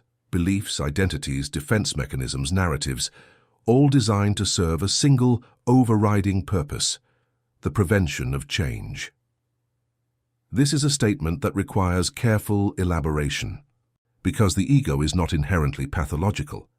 In its proper function, the ego serves as the necessary center of consciousness, the organizing principle that allows you to navigate the external world, to distinguish yourself from others, to maintain continuity of identity across time. Without a functional ego, there is no coherent experience of selfhood. Psychosis, in many of its manifestations, involves precisely this: the dissolution of ego boundaries to such a degree that the individual can no longer distinguish between internal experience and external reality, between self and other, between thought and perception. The ego, in this sense, is essential. But, and this is the distinction that changes everything, the ego was meant to serve the psyche, not to rule it. It was designed to be a minister, not a monarch. It was meant to mediate between the demands of the external world and the deeper imperatives of the unconscious, translating between the two, negotiating, facilitating the flow of psychic energy in a direction that serves the wholeness of the individual. What has happened in the vast majority of human beings is a catastrophic inversion of this hierarchy. The ego has seized total control. It has installed itself as the sole authority over the inner life and has systematically silenced, suppressed or discredited every voice that challenges its supremacy, including, and especially, the voice of the self. You can see this inversion operating in every moment of psychological resistance. When you read something that strikes uncomfortably close to the truth, when a sentence lands in your chest with the weight of recognition, when you feel the involuntary tightening that signals the proximity of something real, watch what happens next. The ego intervenes. Instantly, seamlessly, it generates a counter-narrative. That is an exaggeration. That does not apply to me. I already know this. This is just generic psychology. These are not random thoughts. They are the ego's immune response, its antibodies deployed against the infection of genuine self-knowledge, because genuine self-knowledge threatens the ego's existence, not its literal existence, but its dominion. Every authentic insight diminishes the ego's control by expanding the territory of consciousness, by bringing into awareness something that was previously managed unconsciously, automatically, without the individual's knowledge or consent. And the ego, like any entrenched power, does not relinquish territory willingly. This is why intellectual understanding by itself changes nothing. You can read every book on psychology ever written. You can memorize the terminology. You can explain the concepts to others with impressive fluency. And none of it, absolutely none of it, will alter the fundamental structure of your psyche if the ego has successfully converted that knowledge into another layer of defense. This is one of the ego's most sophisticated strategies, the domestication of threatening ideas. It takes a concept like the shadow, for instance, and it transforms it from a living, dangerous confrontation with your own denied nature into a comfortable abstraction, an interesting idea, a useful framework, something you can discuss at dinner parties without ever feeling the visceral horror of actually encountering your own shadow in unmediated form. The ego allows you to know about the shadow without ever knowing the shadow. It permits intellectual proximity while maintaining emotional distance. And it does this so skillfully that you genuinely believe you have done the work, when in reality, you have merely inoculated yourself against the work by reducing it to concepts that your conscious mind can manage without disturbance. I saw this mechanism operating with devastating clarity in individuals who had spent years in analysis. Patients who could articulate the dynamics of their neuroses with perfect precision, who could trace their patterns back to childhood, who could identify their defense mechanisms by name, and who continued to suffer exactly as they had before. Their knowledge was flawless. Their transformation was non-existent because the ego had co-opted the therapeutic process itself. It had turned self-examination into self-explanation, a more sophisticated version of the same defensive operation, now dressed in the language of depth psychology.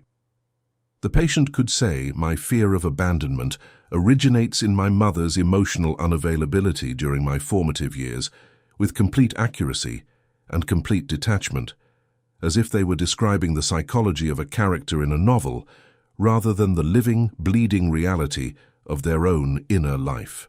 The insight had been sterilized, rendered safe, transformed from a bomb that could demolish the false self into a decorative ornament displayed on the shelf of the ego's accomplishments. This is the ego's masterwork, the ability to simulate transformation while preventing it entirely. And it does this through a mechanism I will describe in terms that may sound paradoxical but are psychologically precise. The ego grows by incorporating. Everything it encounters, every experience, every insight, every challenge, is absorbed into the ego's existing structure, not as a force of change, but as building material for the same edifice. The ego does not transform in response to new information. It expands. It takes the new information, strips it of its transformative power, and uses it to reinforce the existing self-concept. This is why people can go through what appear to be profound experiences, a spiritual retreat, a devastating loss, a moment of shattering clarity, and emerge fundamentally unchanged. The ego metabolized the experience before it could reach the deeper layers of the psyche. It processed the raw material of transformation and converted it into another story about the self. I am someone who went through something profound. I am someone who has done deep inner work. I am someone who understands themselves. These are not expressions of genuine self-knowledge. They are the ego's trophies, evidence not of transformation, but of the ego's extraordinary capacity to survive anything, even the truth, by turning it into another chapter of its autobiography. What the ego fears most is not pain. It is not loss. It is not even death in the physical sense. What the ego fears most is irrelevance, the discovery that it is not the center of the psyche, that there is something larger, deeper, more comprehensive than itself, something that has been operating beneath its awareness, guiding the course of the individual's life with a wisdom and purpose that the ego cannot comprehend, much less control. This is what I called the self, the archetype of wholeness, the totality of the psyche that includes both conscious and unconscious, both ego and shadow, both persona and the vast, unexplored territory of the inner world that the ego has never mapped and does not want mapped. The self is not the ego's enemy. It is the ego's origin, its ground, the larger reality within which the ego exists as a small, necessary, but profoundly limited structure. But the ego experiences the self as a threat because the self demands something the ego cannot provide: surrender. Not the surrender of annihilation, but the surrender of supremacy, the willingness to step aside, to serve rather than rule, to allow the deeper intelligence of the psyche to guide the life of the individual, even when that guidance contradicts the ego's plans, preferences, and self-preserving instincts. This surrender is the central act of individuation, and it is the act that the ego will resist with every resource at its disposal. It will resist through distraction, filling your days with noise, activity, productivity, anything that prevents the silence in which the self's voice might be heard. It will resist through rationalization, constructing elaborate logical frameworks that explain why change is unnecessary, why the status quo is acceptable, why the discomfort you feel is simply a phase that will pass without requiring any fundamental alteration of your inner life.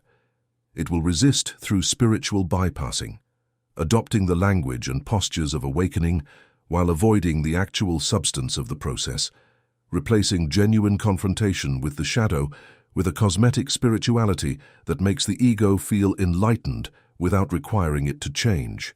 And it will resist through the most cunning strategy of all, the creation of a new and improved ego that mimics the appearance of the self while retaining all of the old ego's essential characteristics.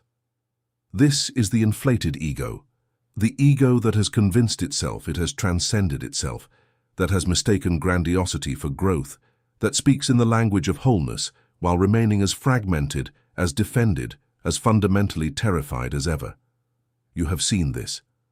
You have encountered people who radiate what appears to be wisdom, who speak with apparent authority about consciousness, transformation, the deeper truths of the human condition, and yet whose behavior reveals an entirely different reality. The spiritual teacher who demands obedience, the therapist who cannot tolerate being questioned, the enlightened friend whose serenity collapses at the first sign of genuine challenge. These are not frauds in the conventional sense. They are not deliberately deceiving others. They are victims of the ego's most sophisticated deception, the deception of the self by the self. They genuinely believe they have transcended. They genuinely believe they have done the work. And the ego, which orchestrated the entire performance, sits at the center of their psyche, untouched, still running the same operations it has always run, now wearing the costume of enlightenment instead of the costume of the successful professional, or the devoted parent, or whatever previous identity it occupied. How do you know whether your own transformation is genuine or merely the ego's latest renovation project? There is one reliable indicator, and it is uncomfortable to apply. Genuine transformation is marked by increasing humility. Not the performed humility that says the right words while maintaining internal grandiosity, but the lived humility that comes from actually encountering the scope of your own unconsciousness. When you genuinely begin the work of individuation, you do not become more certain. You become less certain. You do not feel more enlightened. You feel more aware of how much you do not know about yourself. You do not experience mastery over your psyche. You experience awe, the specific disorienting awe of discovering that the territory of your inner world is vaster, darker, more complex, and more autonomous than anything your conscious mind had imagined. The ego wants mastery. The self offers mystery, and the difference between the two is the difference between the person who has understood the concept of transformation and the person who is actually being transformed. Consider what happens when the ego is truly confronted, not with an idea, but with an experience that it cannot absorb, cannot domesticate, cannot convert into another trophy for its collection. A dream that is so vivid, so charged with meaning, so impossible to dismiss that it haunts you for days. A moment of sudden involuntary emotion that erupts from nowhere. A grief so total that it brings you to your knees. A rage so ancient that it feels like it belongs to someone else. A love so fierce and so untethered to any object that it terrifies you with its purposelessness. These are the moments when the self breaks through the ego's defenses. These are the moments when the deeper psyche, exhausted by the ego's endless campaign of suppression, forces its way into consciousness with a power that cannot be rationalized or explained away. And in these moments, the ego is paralyzed. For a fraction of a second, sometimes longer, its machinery stops. Its narratives fall silent. Its defenses are offline. And in that gap, that terrifying, luminous gap between one ego state and the next, you catch a glimpse of what lies beneath. Not the carefully curated self you present to the world, not the identity you have spent decades constructing and defending, but the raw, unmediated reality of your own psyche, in all its contradiction, all its darkness, all its unbearable beauty. These moments are gifts. They are also threats, threats to the ego's sovereignty, which is precisely why the ego works so hard to prevent them. And this is where we must speak about the ego's relationship to suffering, because it is here that the ego reveals its most destructive tendency. The ego does not avoid suffering. That is the common misunderstanding. The ego manages suffering. It selects which forms of suffering are permissible and which are not. It allows the suffering that reinforces its existing narrative, the suffering of victimhood, the suffering of righteous indignation, the suffering of unrequited love that confirms the ego's secret belief in its own unworthiness. Because these forms of suffering, as painful as they are, do not threaten the ego's structure. They actually strengthen it. They give the ego material for its story. But the suffering that the ego cannot tolerate, the suffering it will do anything to prevent, is the suffering of dissolution, the suffering of genuine encounter with the unconscious, the suffering of recognizing that everything you believed about yourself was a construction. This suffering does not strengthen the ego. It annihilates it. And the ego knows this. It can sense, with the precision of an animal sensing a predator, when the psychological conditions are aligning for such an encounter, and it will deploy every weapon in its arsenal to prevent it. This is why you sabotage your own growth. This is the mechanism behind the seemingly inexplicable pattern of approaching a breakthrough and then retreating. You feel it, the edge of something real, the proximity of a truth that would change everything. And then you pull back. You pick a fight with your partner to create a distraction. You binge on entertainment to numb the approaching awareness. You fill your schedule to overflowing so that there is no space left for the silence in which self-knowledge might emerge. You convince yourself that you are simply busy, simply stressed, simply not in the right headspace for deep reflection right now.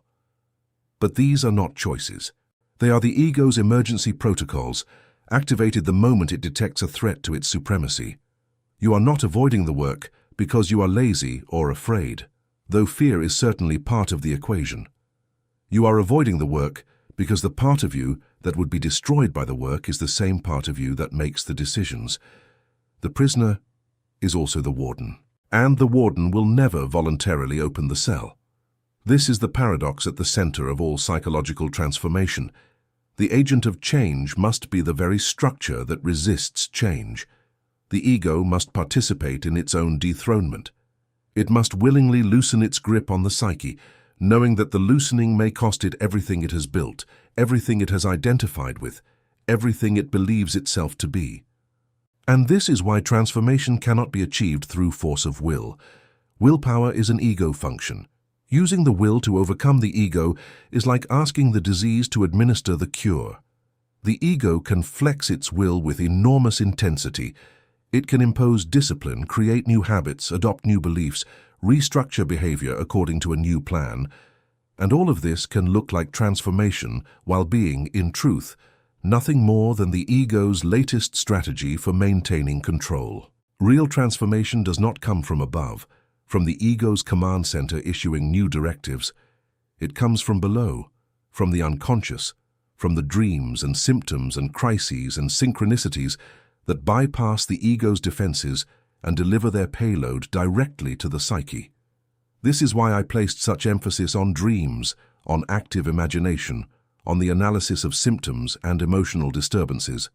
Not because these are therapeutic techniques in the conventional sense, but because they are the channels through which the self communicates when the ego has blocked every other route. The dream does not ask the ego's permission. It arrives uninvited, uncensored, carrying material that the ego would never voluntarily examine. The symptom, the anxiety, the depression, the inexplicable physical pain, does not conform to the ego's narrative. It insists on its own truth, a truth that the ego finds intolerable, which is precisely why it manifests as a symptom rather than as a conscious insight. The synchronicity, the meaningful coincidence that seems to mock the ego's belief in a rational, predictable, controllable world, does not respect the ego's boundaries. It punctures the ego's reality with a precision that feels almost personal, as if the unconscious were addressing the individual directly, saying, "You believe you are in charge, but you are not. You believe you understand your life, but you do not. You believe you can manage this process on your own terms, and you cannot. I must be direct with you now, because we have reached the point in this confrontation where directness is the only form of compassion that matters. Your ego is not protecting you. It is imprisoning you. Every defense mechanism it has constructed, every rationalization, every avoidance, every subtle redirect away from the truth is not keeping you safe. It is keeping you small. It is keeping you locked inside a version of yourself that was built to survive childhood, but that is now suffocating the adult who has outgrown it. The walls that once protected you from overwhelming emotional experience have become the walls that prevent you from having any genuine emotional experience at all. The strategies that once kept you safe in a dysfunctional household have become the strategies that sabotage every attempt at authentic connection. The ego that once shielded you from a world you were too young to handle is now shielding you from a world you are fully capable of meeting, if only it would step aside. But the ego will not step aside on its own. This is the brutal truth that no amount of self-help literature can soften. The ego does not relinquish power because you ask nicely. It does not dissolve because you meditate for 20 minutes a day, or because you write affirmations in a journal, or because you attend a weekend workshop where everyone hugs and cries and leaves feeling temporarily expanded before contracting back to exactly the same psychological size within 48 hours. The ego yields only when it is overwhelmed, when the forces of the unconscious become so powerful, so insistent, so impossible to ignore that the ego's defenses are simply overrun. This is what crisis does. This is what breakdown does. This is what the dark night of the soul does. It does not convince the ego to change. It renders the ego incapable of preventing change. And in that incapacity, in that terrifying, humbling, profoundly disorienting moment, when the ego discovers it is not omnipotent, the first crack appears. Not a crack in you, a crack in the prison. A crack through which, if you are brave enough, if you are desperate enough, if you are exhausted enough by the ego's endless campaign of self-preservation, the light of the self can finally enter. And what that light reveals is not what the ego feared. It does not reveal emptiness. It does not reveal worthlessness. It does not reveal the catastrophe that the ego spent its entire existence trying to prevent. What it reveals is everything the ego was hiding, not from the world, but from you. Your own depth, your own complexity, your own capacity for feeling, for knowing, for being, that extends so far beyond the ego's narrow bandwidth that the discovery is not just surprising, it is revolutionary. You are not the small, defended, carefully managed self that the ego presented to you as the totality of your being. You are the entire landscape, the mountains and the valleys, the darkness and the light, the known and the unknown. And the ego, for all its power, for all its cunning, for all its desperate, relentless, lifelong effort to convince you otherwise, is nothing more than a small clearing in the middle of an infinite forest. It is time to step beyond the clearing. Not to destroy the ego, it will still be needed in its proper diminished role, but to discover what exists in the forest that it has kept you from entering for as long as you have been alive. And I warn you, what you find there will not match any description you have ever been given, because no description could contain it. It must be lived. And the living of it begins the moment you stop believing that the ego's version of reality is the only one available to you. 6. The silence you avoid is the voice you most need to hear. There is something you do every single day so automatically that you have never questioned it, so embedded in the rhythm of your waking life that it feels not like a choice, but like breathing itself. You fill the silence. You reach for the phone before your eyes have fully adjusted to the morning light. You play music while you cook, while you drive, while you walk. You scroll through the words and images of strangers, while your own thoughts lie unattended, growing louder in the basement of your awareness, pounding on the floor beneath your feet, begging, not politely, not gently, but with increasing desperation, to be heard. And you do not hear them, not because they are quiet, but because you have built an entire life around the project of drowning them out. You have constructed a fortress of noise, social noise, digital noise, relational noise, the noise of perpetual busyness, the noise of constant availability, and you have called this fortress normalcy. You have called it being connected. You have called it living a full life, but I am telling you now, from the depths of everything I understand about the human psyche, that this fortress is not protecting you from silence. It is protecting you from yourself. And the self that it is protecting you from is the only self worth knowing. Silence terrifies the modern human being. in a way that would have been incomprehensible to any previous generation. And I do not use the word terrifies lightly. I mean it in its clinical, precise, diagnostic sense. The prospect of sitting alone without stimulation, without distraction, without the comforting hum of external input, produces in many people a physiological stress response indistinguishable from the response produced by genuine threat. The heart rate increases, the muscles tighten. A formless anxiety rises from the abdomen, spreading through the chest, pressing against the throat. And the individual, unable to name what they are feeling, unable to identify the source of the threat, does the only thing the ego knows how to do. They reach for something, anything, a screen, a conversation, a task, a substance. The content of the distraction is irrelevant. Its function is the same in every case, to fill the space that silence would otherwise open, because that space, if allowed to remain open for more than a few moments, would begin to speak. And what it would say is something the ego has spent years, perhaps decades, ensuring you never hear. What speaks in silence is the unconscious. Not the unconscious of popular imagination, a dark, chaotic reservoir of primitive impulses waiting to overwhelm rational control. That caricature serves the ego's interests perfectly because it makes the unconscious seem dangerous, something to be suppressed, managed, kept at bay. But the unconscious, as I understood it through decades of clinical observation and personal exploration, is not merely a repository of what has been repressed. It is a living system of intelligence, continuously processing, organizing, and attempting to communicate material that the conscious mind has excluded from its awareness. It communicates through dreams, through symptoms, through the sudden eruption of emotion that seems to have no adequate cause, through the images and memories that surface uninvited during moments of reduced vigilance. And above all, it communicates through silence, through the space that opens when external stimulation ceases, and the inner world, no longer drowned out by the outer, finally has room to make itself known. This is what you are running from. Not silence itself. Silence is merely the absence of sound, an acoustical condition, nothing inherently threatening about it. What you are running from is what silence reveals, the thoughts you have been avoiding, the feelings you have been suppressing, the questions you have been refusing to ask, because the answers might require you to change everything. In the noise, you can pretend these things do not exist. You can maintain the illusion that your inner life is manageable, contained, under control. But the moment the noise stops, the moment you sit alone in a room with nothing between you and your own mind, the illusion begins to dissolve. And what emerges from beneath it is not chaos, though it often feels like chaos in the first moments of encounter. What emerges is truth. Your truth. The truth of what you actually feel beneath the performance of what you are supposed to feel. The truth of what you actually want beneath the narrative of what you are supposed to want.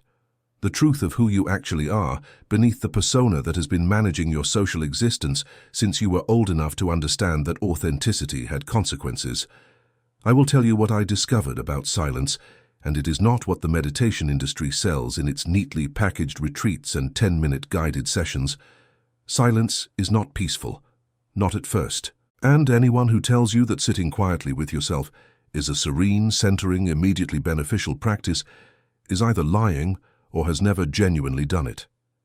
The first thing that happens when you enter real silence, not the curated silence of a spa or the aestheticized silence of a mindfulness app, but the raw, unstructured, open-ended silence of simply being alone with your own psyche, is confrontation. The mind, deprived of its usual diet of external stimulation, turns inward. And what it finds there is everything it has been running from.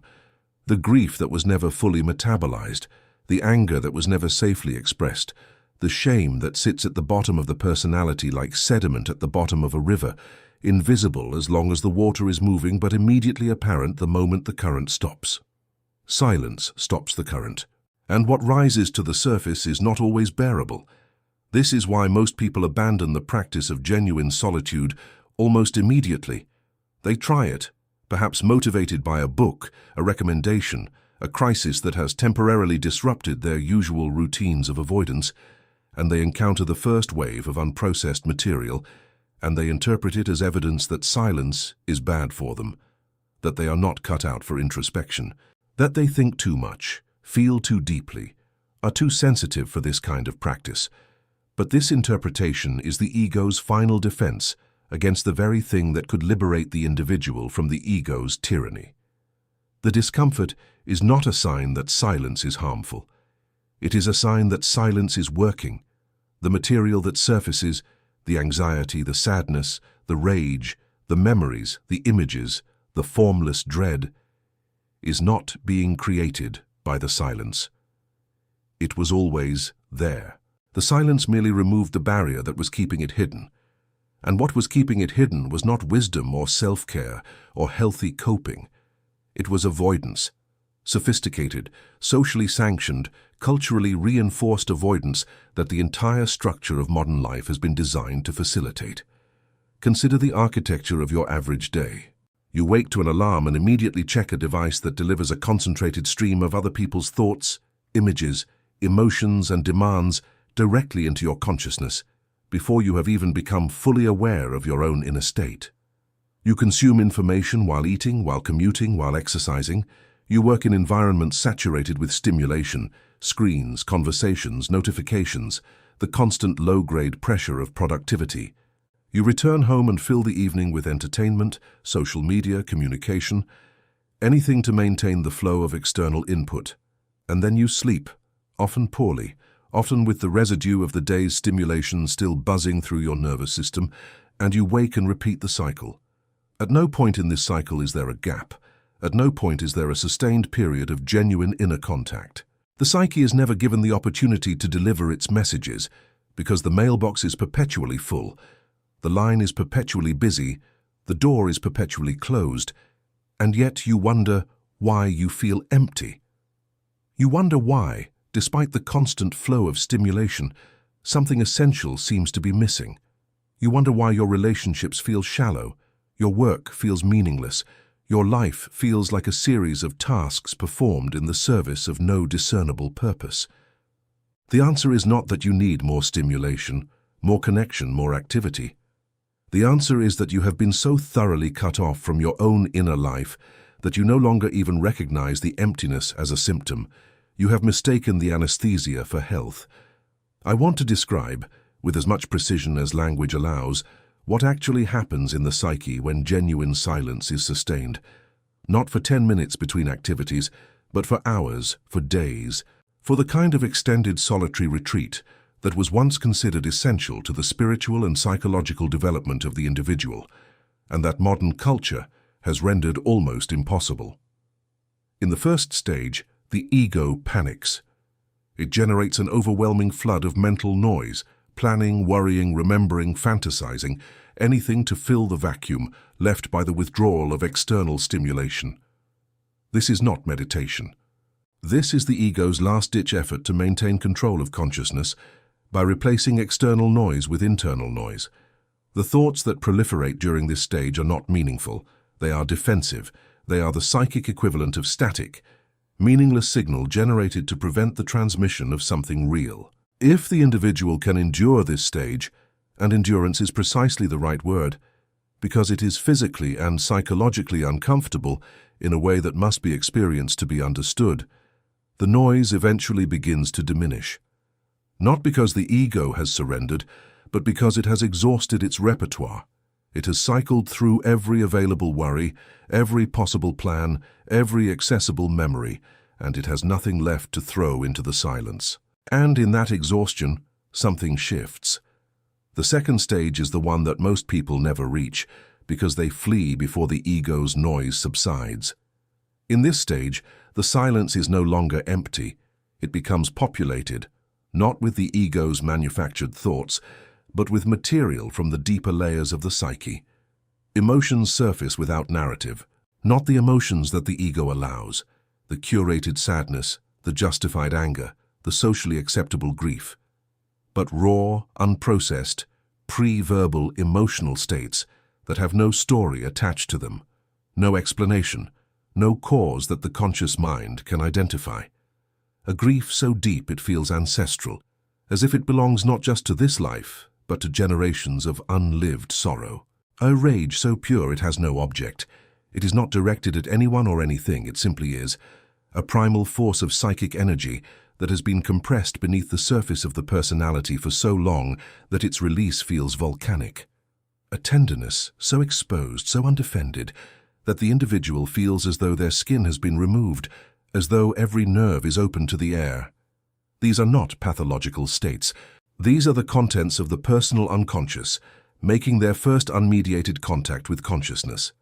And the experience, while overwhelming, is profoundly therapeutic, not in the superficial sense of feeling better, but in the genuine sense of becoming more whole. This is the stage at which genuine self-knowledge begins, not the intellectual self-knowledge of identifying your attachment style or naming your defense mechanisms, but the embodied self-knowledge of actually feeling the full weight of your own psychology, of knowing, in your body and not merely in your mind, the depth of your own grief, the scope of your own anger, the intensity of your own longing. This knowledge cannot be acquired through conversation or through books or through any externally mediated process. It can only be acquired through direct contact with the inner world, and that contact requires silence. Not the silence of avoidance, the quiet withdrawal from life that some people mistake for introspection, but that is, in truth, just another form of defense. But the silence of presence. The silence that does not run from what it finds. The silence that sits in the room with the grief and does not try to explain it away. The silence that holds the anger without directing it, without justifying it, without converting it into action. The silence that allows the psyche to speak in its own language, the language of image, emotion, sensation, and symbol, without the ego's constant editorial interference. There is a third stage that I must describe, though it is rarer still, because it requires not only the endurance of silence but the surrender to it. In this stage, the contents of the personal unconscious have been sufficiently processed, not resolved, not eliminated, but acknowledged, felt, allowed, and the silence deepens further into a territory that I can only describe as transpersonal. The individual's awareness, no longer occupied by personal emotional material, opens to a level of psychic experience that transcends the individual history. This is the realm of what I called the collective unconscious, the deep stratum of the psyche that is shared by all human beings, that contains the archetypal patterns, the primordial images, the foundational structures of human experience that are not learned but inherited. In this silence, the individual may encounter images of extraordinary power and numinosity, symbols that carry a charge far beyond anything personal, figures that seem to embody universal human themes, narratives that feel mythic in their scope and significance. These are not hallucinations, they are not fantasies. They are the language of the deepest layer of the human mind, a layer that is almost never accessed in ordinary waking life because the noise of the ego and the noise of the culture have rendered it inaudible. I do not expect you to reach this stage immediately, or perhaps ever. It is not a requirement of psychological health, but I describe it because its existence reveals something essential about the nature of silence and about the nature of the psyche itself. The silence you avoid is not empty. It is not a void waiting to swallow you. It is a depth that contains not only your personal history, your unprocessed emotions, your denied truths, but also something far larger. Something that connects you to the full scope of human experience, to the wisdom embedded in the structure of the psyche itself, to the patterns that have guided human beings through suffering, through transformation, through death and rebirth, for as long as consciousness has existed. When you avoid silence, you are not merely avoiding discomfort, you are avoiding contact with the deepest sources of meaning available to you. You are cutting yourself off from the very wellspring that could give your life the significance you are desperately seeking through every other inadequate external means. The modern world has made this avoidance almost effortless. You do not need to actively flee from silence. The culture flees for you. Every space is filled with sound. Every moment is populated with stimulation. Every gap between activities is immediately sealed by a device that offers infinite content, infinite connection, infinite distraction from the one form of connection that actually matters, the connection with your own inner world. And the result is a civilization of people who are more externally connected than any generation in history and more internally disconnected than any generation in history. People who can communicate instantaneously with anyone on the planet, but who cannot sit alone in a room for 30 minutes without experiencing anxiety. People who have access to the accumulated knowledge of the entire species, but who have never had a genuine encounter with their own unconscious. People who are, in the most literal psychological sense, strangers to themselves, living in the outermost rooms of their own psyche, never venturing into the interior, never descending the staircase that leads to the basement where everything that matters is stored. I want you to understand the cost of this disconnection, because the cost is not abstract. It is not a vague spiritual deficit that you can address later, when things calm down, when you have more time, when you feel ready. The cost is being extracted from you right now, in this moment, in the form of symptoms that you have normalized because everyone around you shares them. The chronic anxiety that hums beneath the surface of your daily life like electrical current. That is the cost. The inability to be fully present with another human being because your attention is fragmented across a dozen competing stimuli, that is the cost. The vague but persistent sense that something is missing, that your life, despite its external adequacy, lacks a dimension of depth or meaning that you cannot name, but that you feel the absence of in your chest, in your bones, in the quality of your sleep, and the texture of your waking hours. That is the cost. These are not personal failings. They are the predictable consequences of a psyche that has been denied access to its own depths. They are the symptoms of a soul that has been locked out of its own house, and the cure is so simple that the ego will reject it immediately because the ego does not believe in simple cures. It believes in complexity, in strategies, in multi-step programs, in the kind of elaborate, intellectually sophisticated approaches that keep the ego at the center of the process. But the cure for disconnection from the inner world is not complex. It is silence, not managed silence, not productive silence, not silence as technique, deployed for 15 minutes between tasks and evaluated for its effectiveness in reducing cortisol levels. Raw silence, the kind that has no purpose, no agenda, no predetermined duration. The kind that you enter without knowing what will happen, without knowing how long you will stay, without knowing what you will find. The kind that asks nothing of you except presence, the willingness to be here in this moment, with whatever arises, without editing it, without analyzing it, without reaching for the phone the instant the discomfort becomes too much. I am not prescribing meditation, though meditation genuinely practiced can serve this function. I am prescribing something both simpler and more demanding, the deliberate, sustained, repeated practice of being alone with yourself without doing anything about what you find, not fixing it, not understanding it, not transforming it into a narrative, simply being with it, allowing the grief to be grief without converting it into a story about loss, allowing the anger to be anger without directing it at a target, allowing the fear to be fear without constructing an elaborate system of avoidance around it. This sounds almost insultingly simple, and yet it is the one thing that almost no one in the modern world does. We process, we analyze, we journal, we discuss, we therapize. We do everything possible with our inner experience, except the one thing it actually needs, to be felt fully, without interference, in the silence that is its natural environment. There is a passage in the work of the alchemists that I return to many times throughout my career, because it captures something essential about this process. They spoke of the vas hermeticum, the hermetically sealed vessel within which the alchemical transformation takes place. The material must be sealed within the vessel, subjected to heat, and allowed to transform without the vessel being opened prematurely. If the vessel is opened too soon, if the process is interrupted, if the contents are exposed to the outside air before the transformation is complete, the work is ruined. Silence functions as this vessel. It creates the sealed container within which the raw material of the psyche, the unprocessed emotions, the denied truths, the fragmented contents of the unconscious, can be subjected to the heat of awareness and allowed to transform. But the vessel must remain sealed. The silence must be sustained.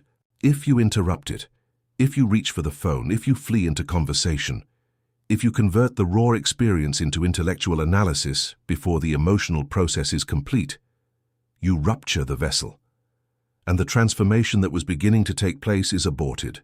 This is why brief, intermittent contact with silence produces so little lasting change. 5 minutes of meditation between meetings does not rupture anything. It does not open anything. It does not reach the depths where the real material is stored. It touches the surface layer of the mind, the ego's outermost defenses, and leaves the deeper structures entirely untouched. Real transformation requires sustained exposure. It requires the willingness to sit in the silence long enough for the ego's defenses to exhaust themselves, for the personal material to surface, for the emotional processing to occur at the pace the psyche requires rather than the pace the ego prefers. And this willingness is precisely what the modern world, with its addiction to speed and productivity and measurable outcomes, has made almost impossible to cultivate. But I tell you this, and I tell you from the accumulated weight of everything I witnessed, everything I lived, everything I understood about the architecture of the human soul, the silence you avoid contains everything you are looking for. The meaning you seek through achievement is waiting for you in the silence. The connection you seek through relationships is waiting for you in the silence. The peace you seek through distraction is waiting for you in the silence. Not because silence is magical, not because silence conjures these things from nothing, but because these things already exist within you. They are native to your psyche, built into the structure of your being, and you cannot access them as long as you are generating enough noise to keep them buried. The silence does not create meaning. It reveals the meaning that was always there, hidden beneath the noise of a life lived entirely on the surface. And here is the paradox that I must leave you with, because it is the paradox at the heart of everything I have been trying to tell you. The silence you are most afraid of is the silence you most need. The thoughts you are most afraid to think are the thoughts that carry the most important information about who you are. The feelings you are most afraid to feel are the feelings that, once felt, would liberate you from the patterns that have imprisoned you for years. Everything you are running from is running toward you, and it will continue running toward you. In your dreams, in your symptoms, in your relationships, in the crises that seem to arrive from nowhere, but that in truth originate from the deepest, most neglected chamber of your own inner world, until you stop, until you sit down, until you close the door, turn off the screen, and give your own soul the one thing it has been begging for since the day you learned to perform instead of to be: attention. Uninterrupted, unhurried, unflinching attention. That is all the silence is, and that is everything you need.